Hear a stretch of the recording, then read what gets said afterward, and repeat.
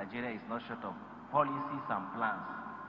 Our bane to all progress is execution.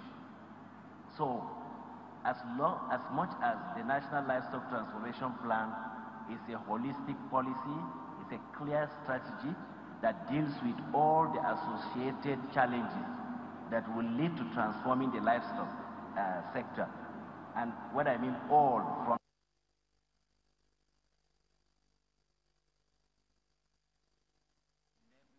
infrastructure and logistic challenges up to the value addition and marketing.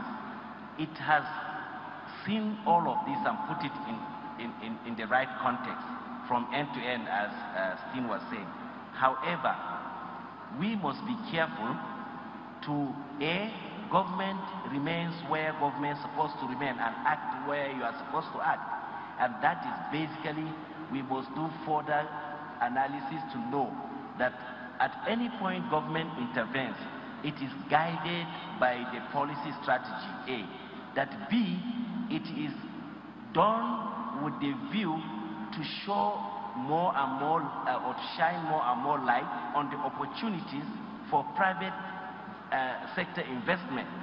Once we do not keep our eyes focused on this, we can have a beautiful document, we can have a beautiful strategy, but it will lead to nowhere. And I think that is what I would like to say here. And His Excellency the Governor is part of the steering committee on this policy. We must insist that government spend from federal to state is just targeting enabling the opportunities for the private sector to invest, and B, that we do it right and we do not do it ad hoc. Thank you. Thank you, moderator. My caution here is, if we are concentrating on the production and we have like 14 grazing reserves in Kaduna, we want to produce pasture. We've tried it before. What happened was that because Kaduna is a pace setter, neighboring states suddenly realized the lost pasture in Kaduna and they relocated. So our regulation will include livestock movement so that citizens of Kaduna states that are involved in the business of livestock are identified and settled and they get involved. That's why we may need a livestock census for Kaduna State. Thank you very much.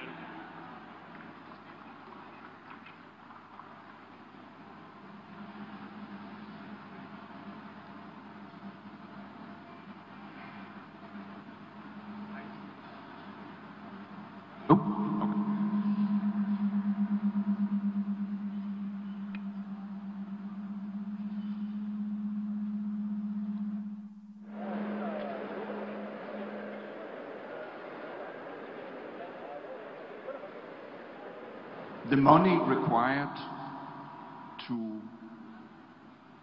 do what we have in mind and what is required is here. The framework as it's been laid out by the Office of the Vice President is here. We have showed in the first example that we can actually produce the milk of a quality that is very fit for human consumption. We had an expectation that we will be able to get up to 8 kilos of milk from a cow in 2 to 3 years.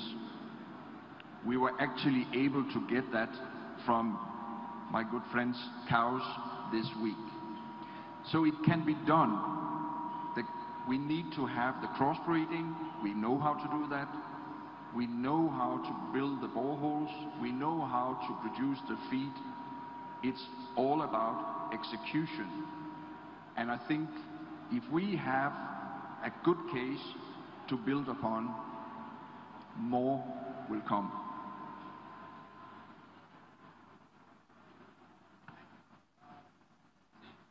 Thank you. Hello? Thank you. For the past 14 years, precisely 2005, when I started that experiment, we've learned a lot, we've seen a lot. But I think one thing that we need to understand is that this economy, the national economy, has been under the tyranny of oil. We have neglected the agriculture, in particular the livestock sector. There are huge potentials there. 2 days ago, His Excellency the Governor was represented by the Deputy and the Deputy Governor-elect to commission that milking parlor. One outstanding sore point is the access road to that area. There is no way we can evacuate 2,000, 5,000 liters of milk from that side of the city into the processing plant. The milk will churn and it will degrade. By the time you come to the processing plant, you have manshanu on one side and the other products on the other side. It will not be good for processing. One thing that we need to do to unlock the potentials in the rural areas is to have rural infrastructure. Mr. Stein has said that the quality of milk in Nigeria's milk and the one imported has no difference. The only difference is in the management of the cattle. Every species of cattle you know any out there in the world can survive in Nigeria. We have them in this country, we have them in Kaduna State, we have them in Zaidi farms. Once the management is of international best practice, you get good butterfat content that can give you all the byproducts you require. We need the government to come in and give us rural roads. And I tell you, the revolution has started. Thank you very much. I'm going to pick up from where we left off on best practice. So one thing we're finding more and more with people that are taking an interest in agriculture, or existing farmers in this space, some of which are my friends, is that there's no information out there. And the information that's out there is really outdated. So you tend to find that, you know, you go to some of the agricultural ministries, I won't name names, yeah, not yours, and you find that they can't tell you what their assets are, you know, like where the grazing lands are, you know.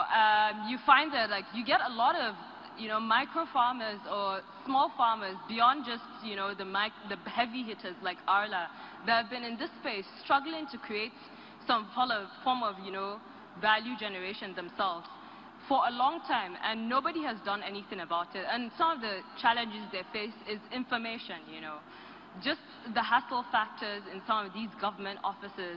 I think these need to be addressed. There needs to be a database of the data that exists, something that's easily accessible. The truth is, even when heavy hitters come in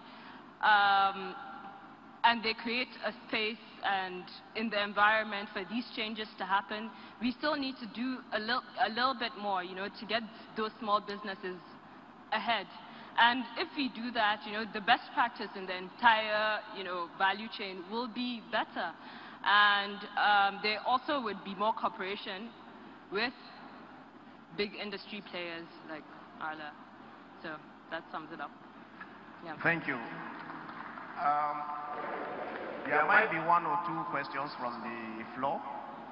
We'll be glad to take a few of them. Do we have a mic?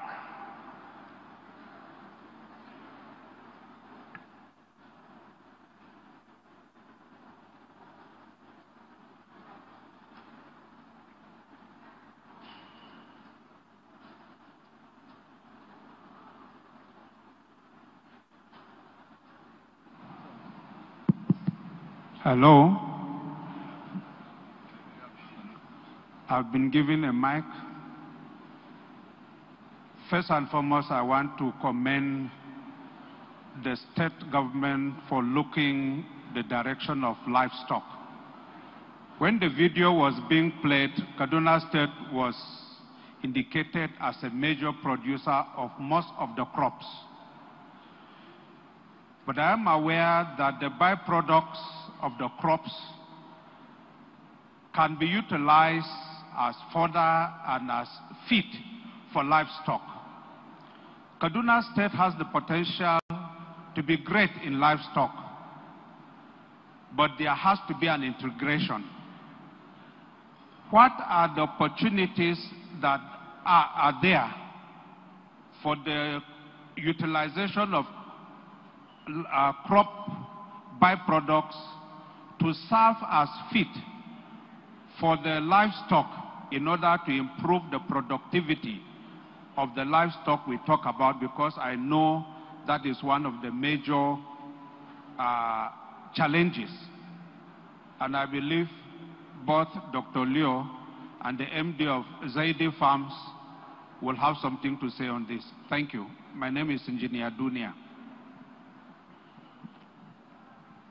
Thank you very much. We take one more question there.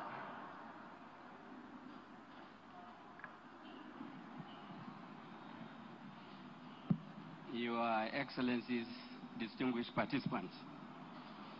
I am from Damau, and I believe the project that is being executed in Kaduna State in collaboration with the private sector is a very, very commendable project. I have visited the project about twice, and I believe the project is going on very well, and I commend Kaduna State government for executing that project. I have two short suggestions on the project. Number one, I will advise the Kaduna State Ministry of Agriculture to allow the local community to manage the implementation of that project. As much as possible, the management is now basically in Kaduna. I will suggest allow the local community over there to manage the project. Secondly, the second suggestion is, based on the data available to me, although the director mentioned that there are 14 grazing reserves in Kaduna, based on the available data that I have seen, the documented grazing reserves in Nigeria remains only 3 now. And I suggest this kind of project being executed in Damo is very important. Every local government should benefit from this kind of project. If I digress a little bit, it's an advice to the governor of Kaduna State, particularly to him, about the power project.